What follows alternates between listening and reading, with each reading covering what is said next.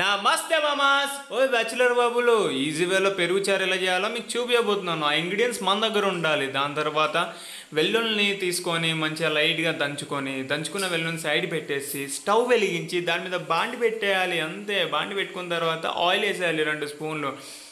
Oil కొంచెం heat అయిన తర్వాత మనము తాలింపు గింజలు వేసాం. దాంతోపాటు ఇంగు వేసేయాలి.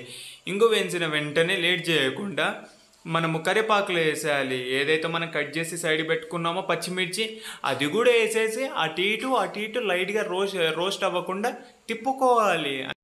తిప్పిన తర్వాత మనమైతే సైడ్కి దంచి పెట్టుకున్నామో వెల్లుల్లి, ఆ వెల్లుల్లి కూడా వేసేసుకొని వీటితో మంచిగా మిక్స్ అయ్యేటట్టు అటు ఇటుగా లైట్గా తిప్పేసిన తర్వాత మనం కొత్తిమీర మంచిగా వాష్ చేసుకొని చిన్న కట్ చేసుకొని వీటితో మిక్స్ అయ్యేటట్టు మంచిగా లైట్గా తిప్పుకోవాలి. మనం ఇన్సర్లు ఎందుకు తిప్పుతున్నామంటే రోస్ట్ అవ్వకూడదని, మాడిపోకూడదని మనం ఇన్సర్లు చేస్తున్నాం.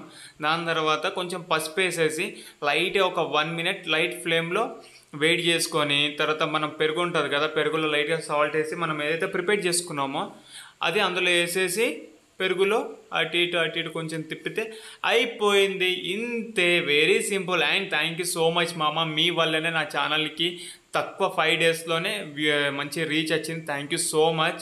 ఇంకా ఇలానే సపోర్ట్ చేయండి. మీకోసం మంచి వంటలు తీసుకొచ్చేస్తాను. Love you all. అండ్ మనం పెరుగులో ఏదైతే తాలింపు వేసుకున్నామో అది మంచి మిక్స్ అయ్యేటట్టు తిప్పుకోవాలి. ఇది బ్యాచులర్ బాబుల్స్ కనే కాదు, ఫ్యామిలీ మెంబర్స్ కూడా యూజ్ అయిపోద్ది. మార్నింగ్ టిఫిన్ టైంలో 5 నిమిషాలు ప్రిపేర్ చేసుకోవచ్చు. And thanks for watching.